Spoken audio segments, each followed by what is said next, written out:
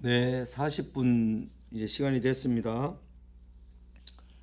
제가 아까 시침과 분침을 잘못 봐서 착각을 했는데 이제 10분 쉬었습니다. 다시 방으로 들어오십시오. 강의 시작하겠습니다. 우리 집사님들, 권사님들, 사모님들 다 강의실로 들어오십시오. 이제 11장 14절에서 11장 끝까지 또 19절까지 말씀을 상고합니다. 최후 최대의 날이라는 제목으로 말씀을 나눕니다.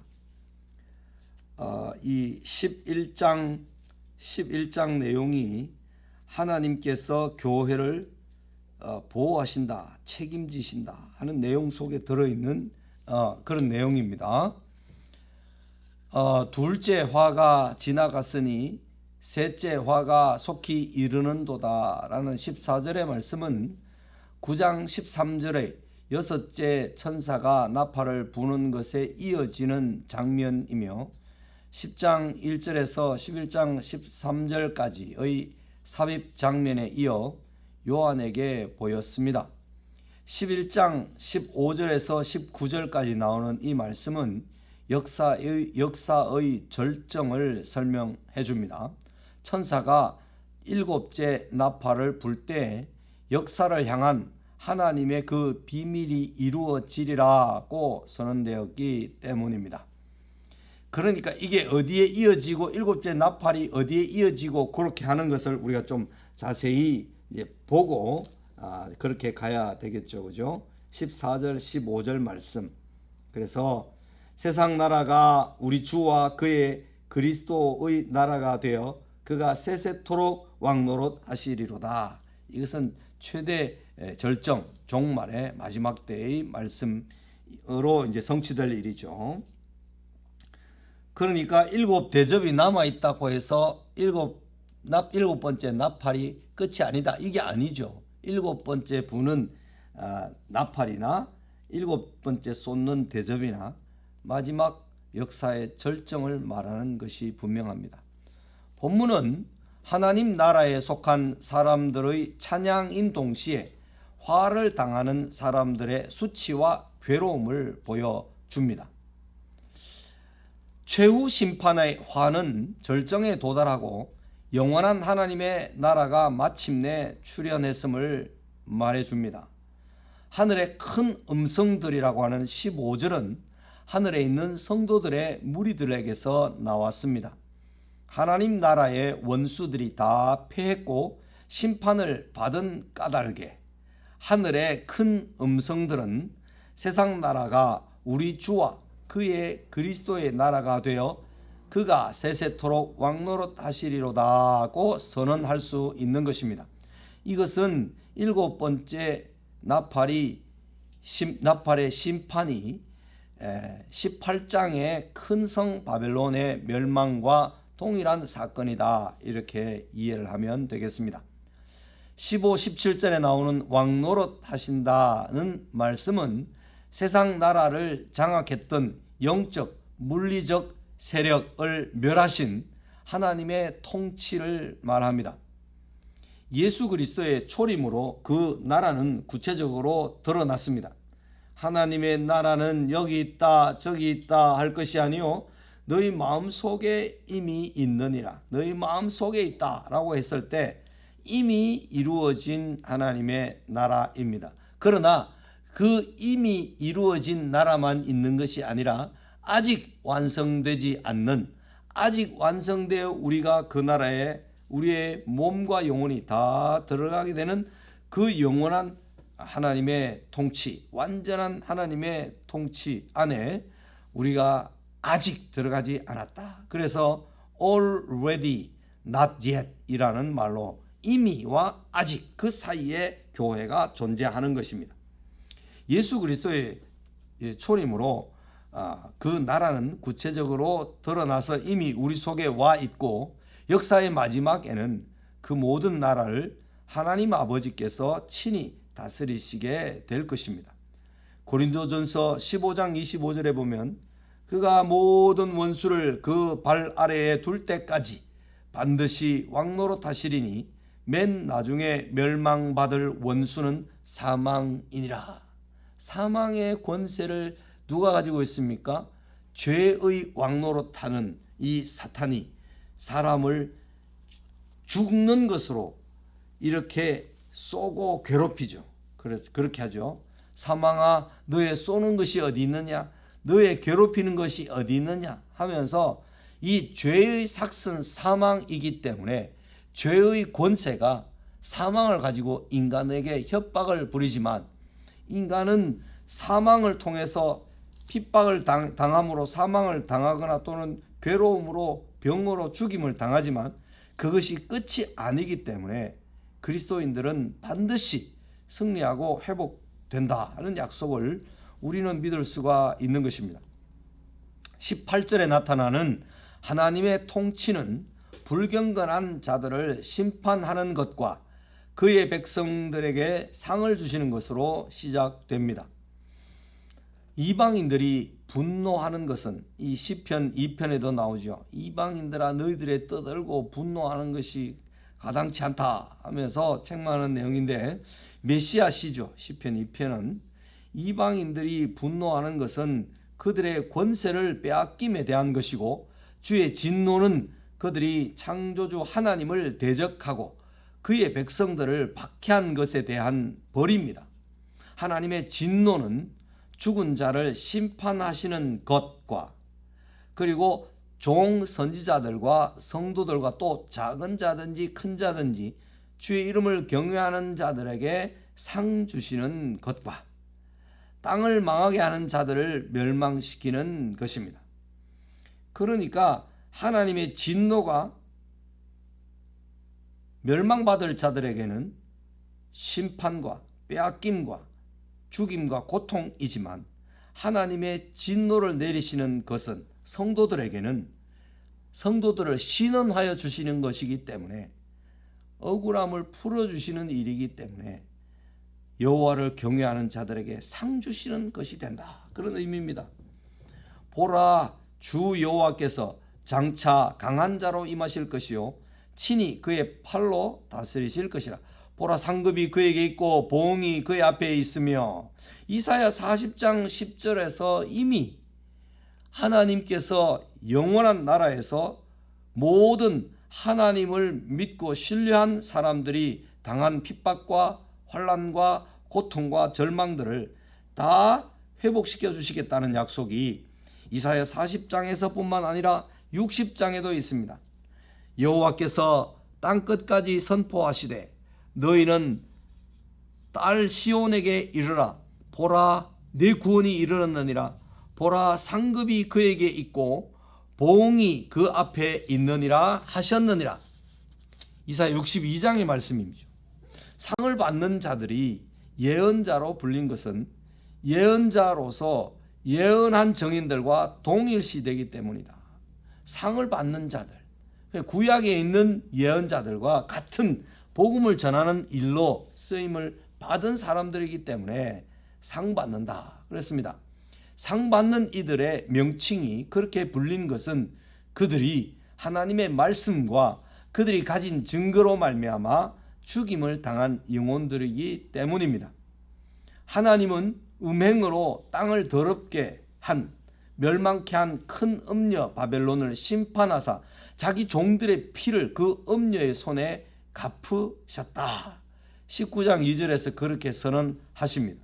그러한 이유로 하나님은 24장로들로 대표되는 그의 모든 종과 그를 경외하는 자들과 큰 자와 작은 자들로부터 찬양을 받으십니다.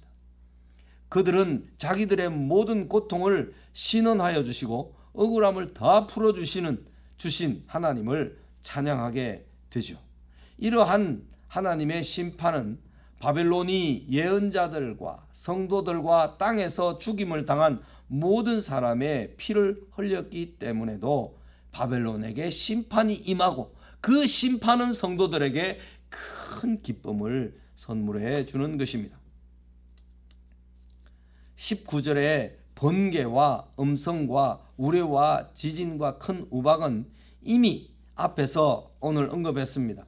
최후의 심판 행위를 가리키려고 반복해서 언급되었던 내용들입니다. 4장 5절, 8장 5절, 16장 18절에 이 내용들이 반복되는데요. 여기서 일련의 현상들은 하나님의 하늘 성전 내부에서 나옵니다. 일곱째 인에서처럼 일곱째 나팔과 더불어 역사의 끝이 이르렀습니다. 이러한 심판과 상주심의 환상들은 하나님이 최후의 심판을 행하시러 등장하신다는 사실을 강조합니다. 일곱째 나팔은 홍해를 건넌 뒤 불렀던 출애굽기 15장 모세의 노래의 한 단락을 중심으로 만들어졌습니다. 거기서 하나님은 그의 백성을 구원하셨기에 찬송을 받으십니다. 출애굽기 15장에는 홍해를 건너서 저 너머의 산에 올라서 그 바다에 수장된 애굽의 모든 군대들을 보면서 이 장면, 심판에서 자기들을 그렇게 괴롭혔던 애굽의 군대가 바벨론으로 멸망당하죠. 그리고 그 억울한 일을 당했던 유대인들, 출애굽을 해서 홍해를 건넌 그들을 구원하여 주신 하나님을 노래한 것, 그리고 예수 믿는 사람이 핍박을 받다가 바벨론 저 세력과 세상의 악한 세력으로부터 핍박을 받다가 구원을 얻게 되는 그날에 찬송을 부르는 장면은 같은 어떤 의미를 가진 내용이다, 그런 장면이다 하는 거죠. 여러 나라들의 아니죠, 그게 아니고 일곱째 나팔은 만들어졌습니다. 거기서 하나님은 그의 백성을 구원하셨기에 찬송을 받으시죠. 그 구원을 여러 나라가 듣고 놀라고 떨렸고 낙담하며 분노하였습니다. 여러 나라들의 분노에도 불구하고 하나님은 그 백성을 그의 처소와 성소 안으로 들어가게 하셨습니다. 그래서 여호와께서 영원 무궁하도록 다스리시도다라고 선언함으로 출애굽기 15장 홍해를 건넌 뒤에 승리의 노래를 마감하고 있고, 계시록 11장 15절에서 하나님께서 억울하게 고통을 당했던 성도들을 신원하여 주심으로 성도들이 부를 찬송과 연결되어 있습니다. 이것은 처음 6 나팔들이 출애굽기 15장의 출애굽 재앙을 모델로 삼았기 때문에 그런 의미로 연결된다는 것입니다. 자, 그러면 출애굽기에 있는 내용이 그대로 요한계시록에도 인용되었다 하는 것은 출애굽기의 역사적 사건을 들어와서 지금 그 장면을 그대로 예수 믿는 모든 사람들이 부를 노래에 대입시킨다는 것은 출애굽과 같은 하나님의 놀라운 기적의 그 기적을 통해서 구원하시는 역전을 일으키시는 그 장면이 성도들이 이 세상에서 당하는 혼란과 고통 가운데서 역전을 일으키셔서 역전시키셔서 하나님이 우리를 반드시 구원하신다 하는 그 확신을 주는 것이죠. 우리는 구약 성경을 왜 배우고 읽습니까? 거기에서 어떤 교훈을 찾는데 그 교훈은 그것이 역사적인 사실로 일어났기 때문에 중요한 것입니다. 역사적인 사실이 아니더라도 우리는 교훈만 받으면 된다, 이렇게 가르치는 사람이 있는데 그것은 아주 못된 가르침입니다. 그 가르침이 괜찮은 것 같이 교회에 스며들어 있는 경우도 많이 있는데, 그 역사적으로 일어난 사실이고 사실이 아니고 그게 중요하지 않다, 우리는 그 기록을 통해서 이런 교훈을 얻는다라고만 가르치면 우리 미래에 천국과 지옥이 역전과 하나님의 보상과 회복시켜 주심이 반드시 일어난다는 것을 확신할 수 없습니다. 그렇잖아요. 구약에 있는 모든 사건들이, 기적들이, 표적들이 역사적으로 일어난 것이 아니다, 우리 역사에도 일어날 수가 없다, 이렇게 믿는 게 어디 있습니까, 세상에. 그런데도 자유주의 신학자들은 예수님이 무리를 걸으셨다, 예수님이 오병이어로 5,000명을 먹이셨다, 역사적 사건으로 인정하지 않는 겁니다. 그냥 우리가 귀에 좋은 교훈으로, 뭔가를 마음에 새겨들을 교훈으로만 그 기록을 가르치는 거예요. 이 교회가 망할 교회가 되는 거죠.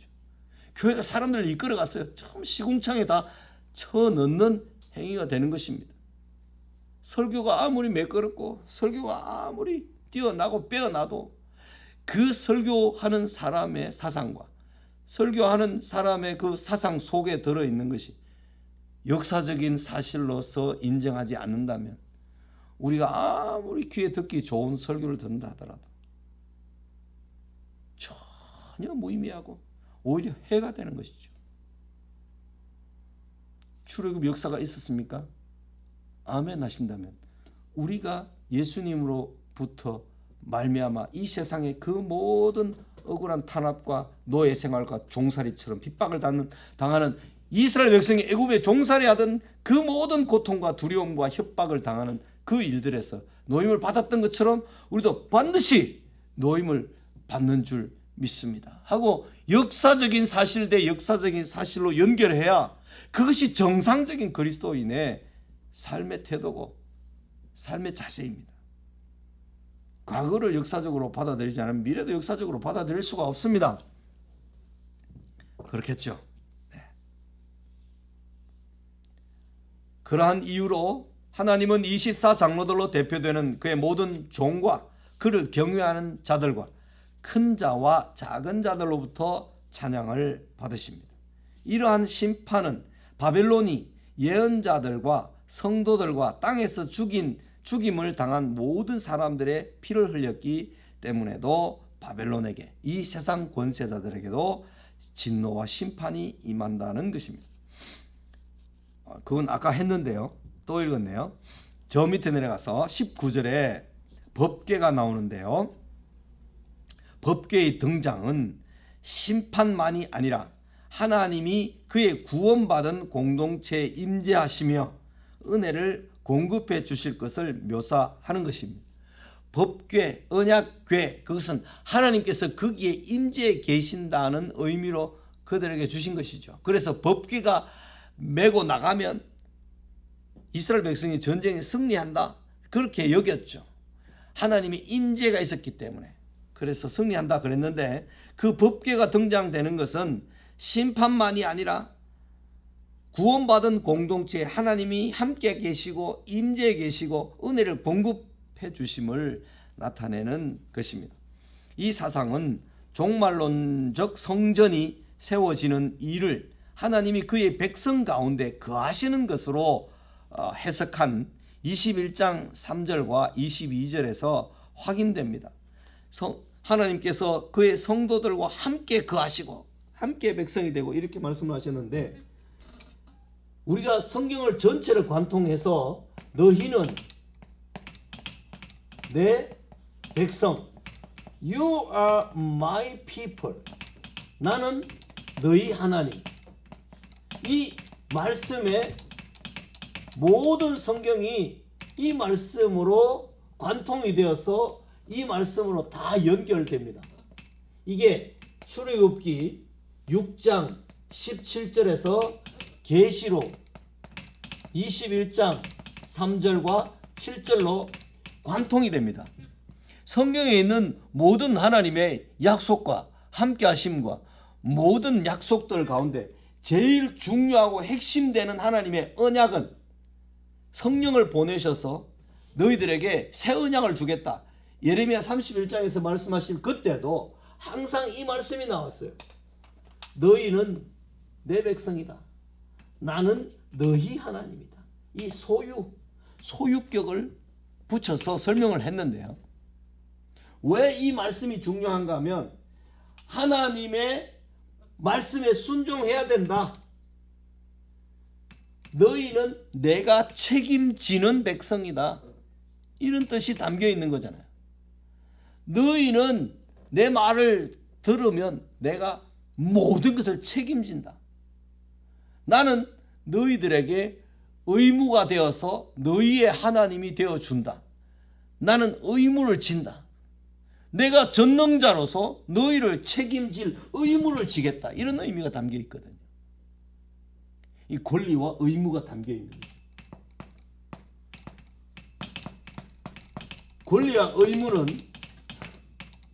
언약 당사자인 너희와 나라는 이스라엘 백성과 하나님께 속한 백성들과 하나님 사이에 맺어진 언약이에요. 언약에는 권리와 의무가 반드시 함께 존재하는 거죠. 하나님의 권리는 너희는 내 백성이니까 내 말을 들으라. 이게 하나님의 권리에 해당되는 것일 수 있습니다. 하나님의 의무는 나는 너희 하나님이니까 너희를 책임지니까 걱정하지 마라. 너희는 나를 따라오면, 나를 신뢰하면, 나를 의지하면 내가 책임진다. 이게 하나님, 나는 너희 하나님 말씀 속에 들어있습니다. 이스라엘 백성들이 요구할 권리는 이거잖아요. 하나님이 내 하나님이라고 했었잖아요. 나를 책임진다고 하셨잖아요. 나를 책임져 주세요. 주님께서 네하고 내하고 관계에서 내가 너를 책임지기 전에 너는 내 말을 들어야 되는 내 백성이다. 내 말을 듣고 있느냐?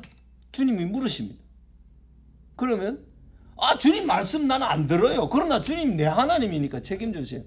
이거는 생떼 부리는 거죠. 말이 안 되는 거죠.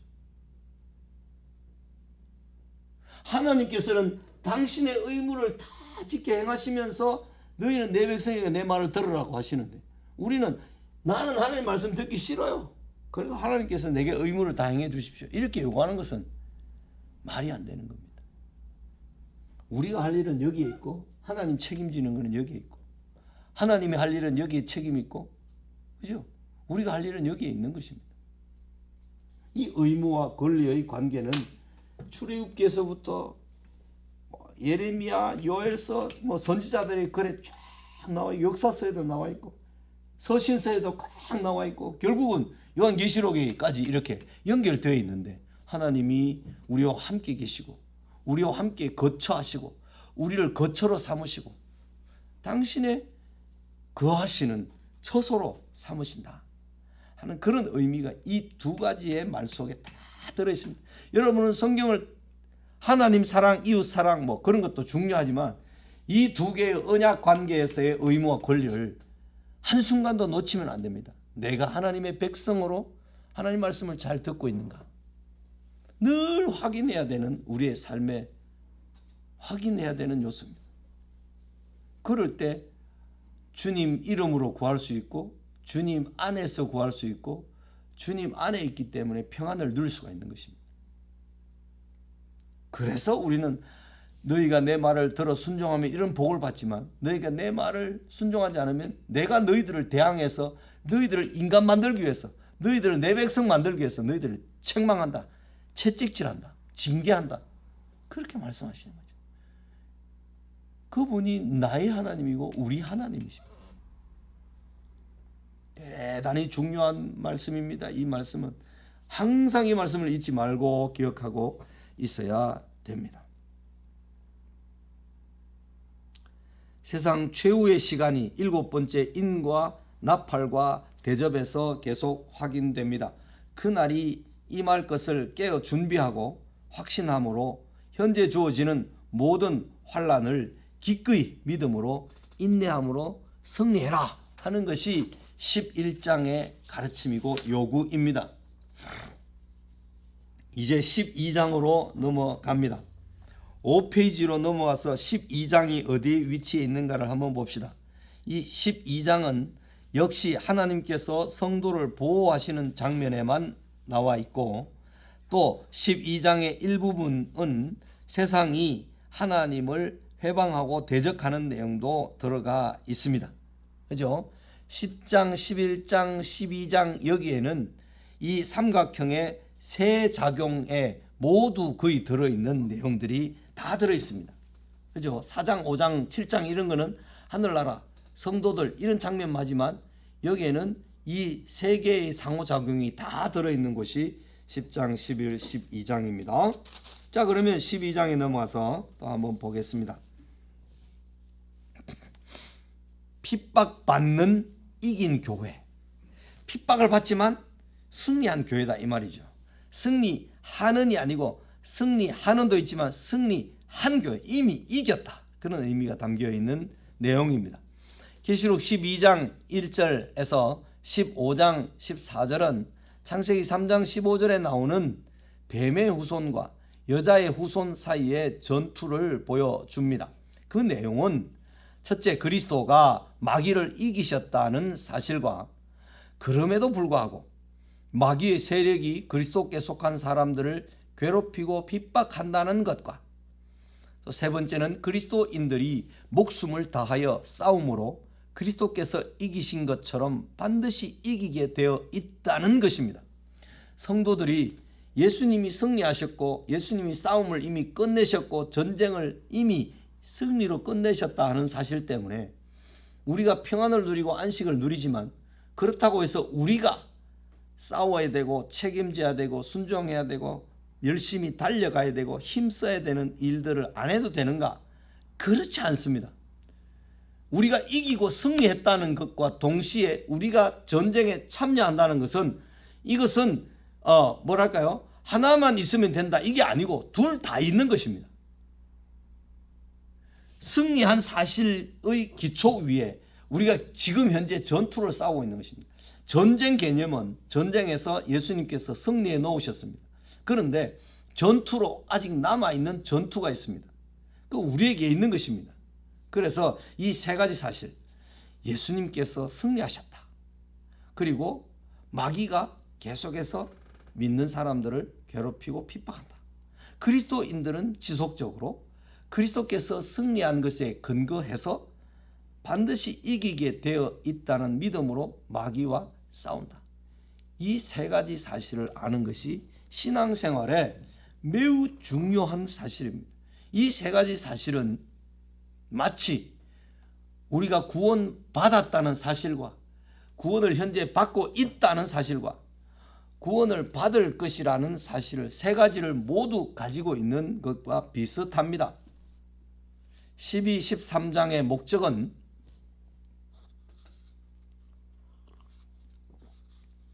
그리스도인 독자들에게 땅에서 그들을 박해하는 자들의 배후에 사탄에게 지시를 받는 악한 영적 세력이 있음을 간파하게 하여 인내케 하려는 데 있습니다. 12장은 세계의 환상을 통해 여자라고 상징되는 교회와 그녀가 낳은 메시아 그리스도와 그에게 붙은 자들을 대적하는 용, 뱀, 사탄이라는 세력을 보여줍니다. 지금 이제 선제적으로 그 의미를 해당되는 의미를 정확하게 이렇게 설명해 줬는데 하나씩 풀어가면서 한번 보겠습니다. 박해는 사탄이 너무 강력하기 때문에 생기는 것이 아닙니다. 사탄이 결정적으로 패해서 쫓겨났기 때문에 발생하는 것입니다. 박해가 왜 일어나는가?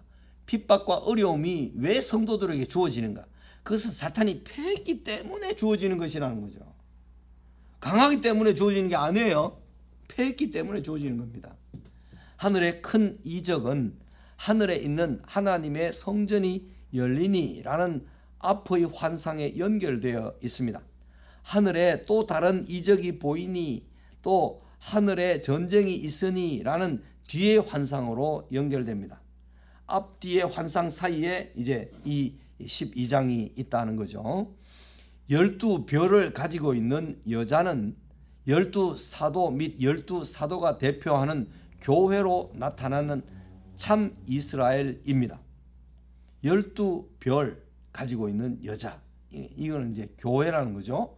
출산하려고 애쓰는 모습과 큰 독수리의 두 날개를 받아 광야 자기 곳으로 날아가 거기서 그 뱀의 낯을 피하여 양육받는 것은 여자와 그의 자녀 예수님과 교회가 박해와 속임과 부패에 노출되어 있음을 말해 주는 것입니다.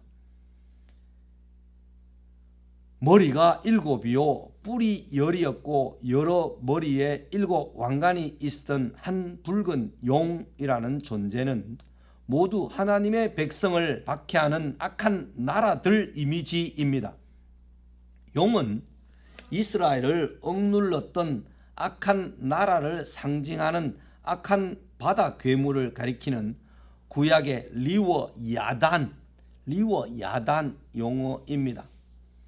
용의 머리에 있는 7 왕관은 많은 관을 쓰신 참 만왕의 왕이요 만주의 주이신 분에 맞서 자신에게 주권과 권세가 있다고 주장하는 마귀의 거짓 주장을 말합니다. 마귀는 거짓말하고 속이기 위해서 예수님께 있고 하나님께 있는 것을 패러디해가지고 비슷한 모양으로 비슷한 숫자로 근사치의 숫자로 7을 완성의 숫자로 본다면 6은 하나 모지라는 숫자로 666이라는 세 글자로 가지고 하나님을 이렇게 패러디하는데 아주 이렇게 모방하고 패러디하는데 능수능란합니다. 그래서 우리가 정확하게 알고 있지 않으면 매우 분명하게 알고 있지 않으면 죽을까 하노라 정령 죽을 것이다 라고 하는 말씀과 죽을까 하노라 하는 말씀은 매우 다른 차이가 있는데 죽음이라는 말이 들어가 있다는 것 때문에 비슷하죠. 그러나 하와는 죽을까 하노라는 말로 정령 죽으리라 라는 말씀을 변형시켜서 죽음이라는 말이 들어있지 않느냐 하는 그 말로 사탄의 꼬임을 받아서 쏘아 넘어가게 되는 거죠. 그죠? 정령 죽지 않는다.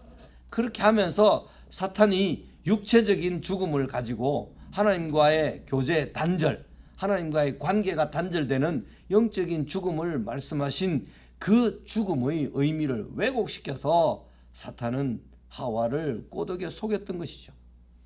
12, 13장의 목적은 여긴 다 읽었죠. 그 다음에 그 밑에 쭉 내려가서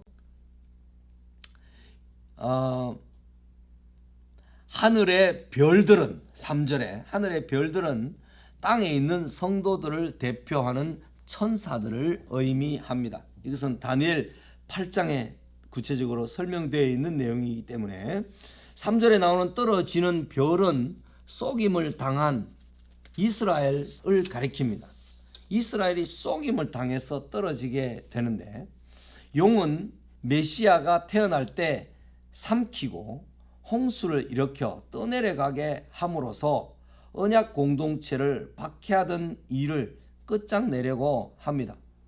메시아가 태어나면 삼켜버리겠다 또는 홍수를 일으켜 떠내려가게 해야 되겠다 하면서 예수님이 십자가에 죽게 하고 그렇게 예수님이 부활하실 때 그죠?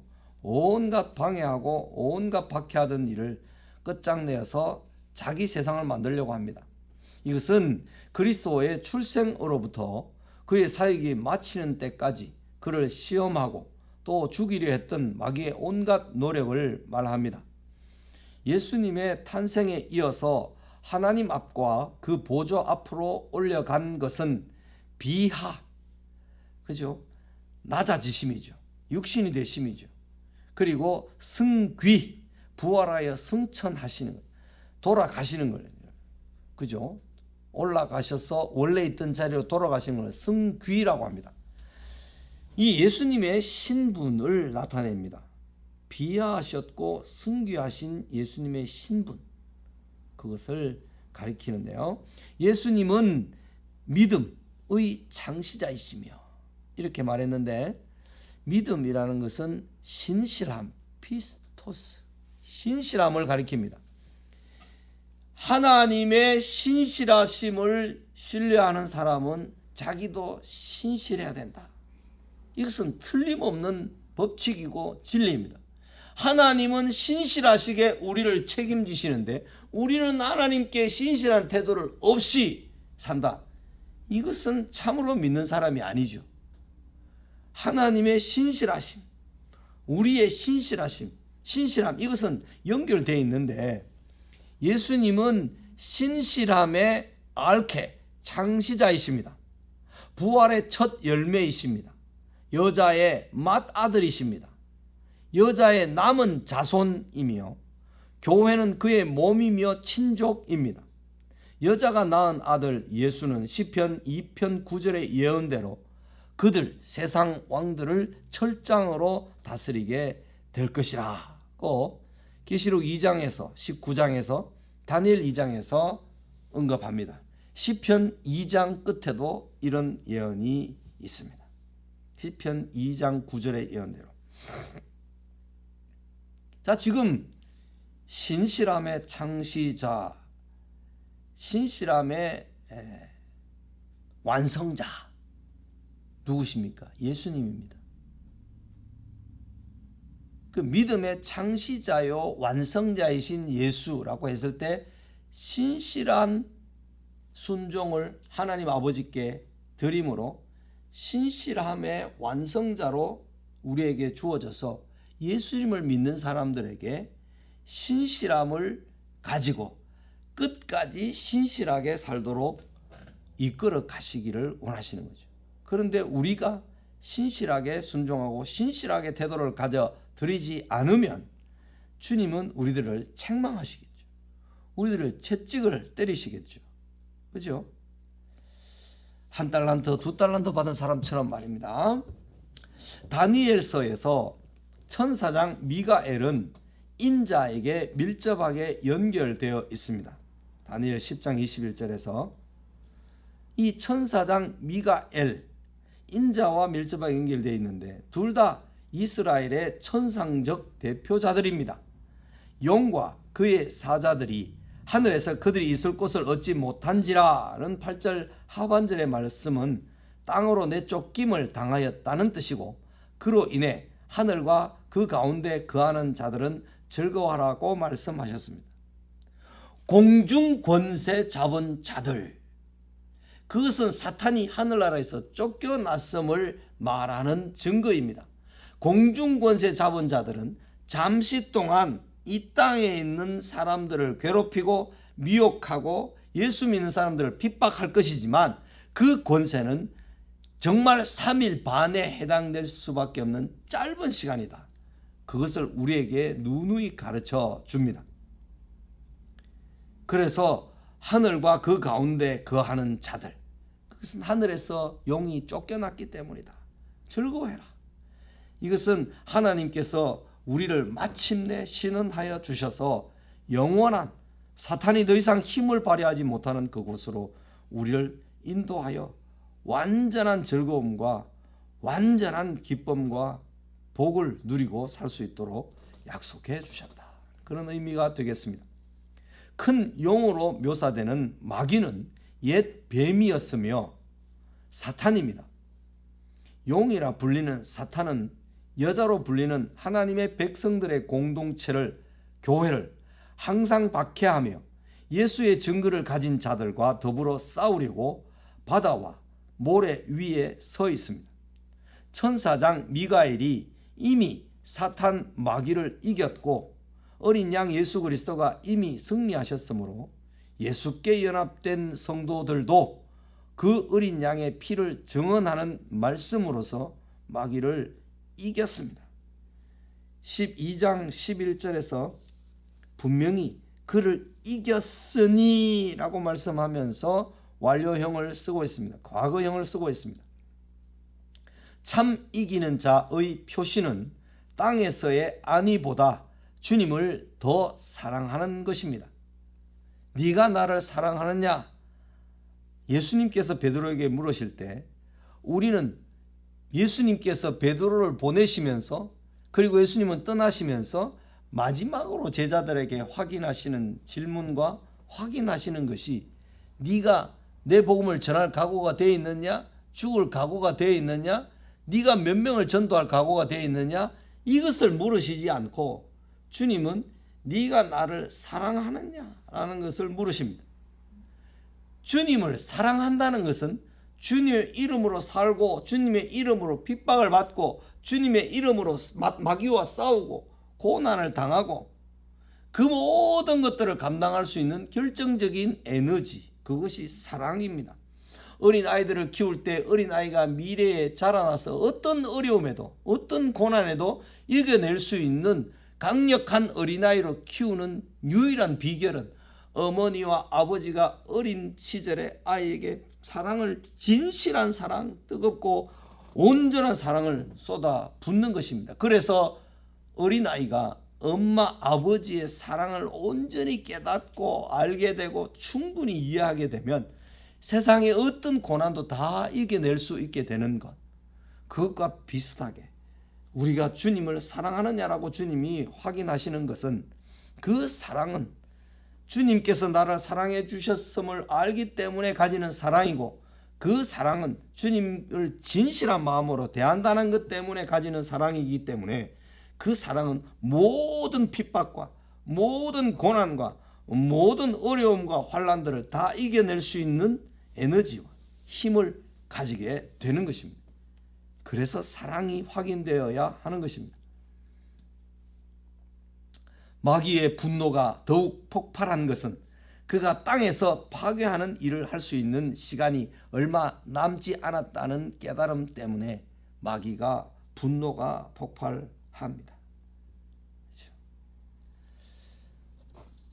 얼마 조금이라는 12절의 표현은 하나님 나라의 절정과 사탄의 최종적 패배가 임박했음을 가리키는 말입니다. 14절에 양육받는다는 말은 요한복음 6장 31절에서 58절에 나오는 만나 먹는 일을 말해 줍니다.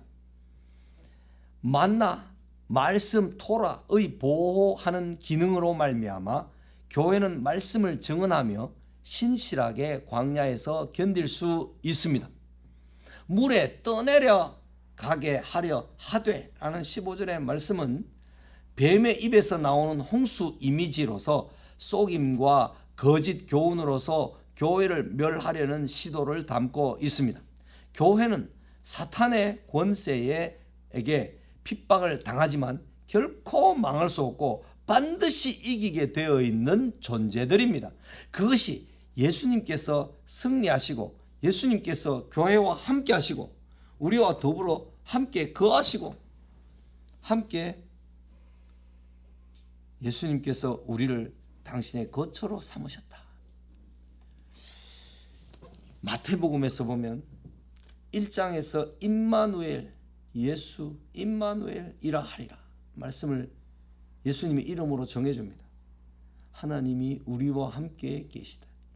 임마누엘, 하나님이 우리와 함께 계신다, 이런 말이죠. 마태복음 28장 20절에 보면 볼지어다 내가 세상 끝날까지 너희와 항상 함께 있으리라, 이렇게 말씀하시고 성천하셨어요. 마태복음의 처음과 끝은 정말 예수님께서 우리와 함께 계신다는 것을 하나님께서 얼마나 강조해서 설명하기 위해서 마태복음의 처음과 끝 부분을 나는 너희와 함께한다, 나는 너희를 절대로 떠나지 않는다, 너희들이 어떤 상황에 있어도 내가 너희와 함께 있음을 잊지 마라, 이것을 우리에게 가르쳐주는 말씀이 신약 성경의 제일 첫 번째 나오는 성경의 말씀입니다.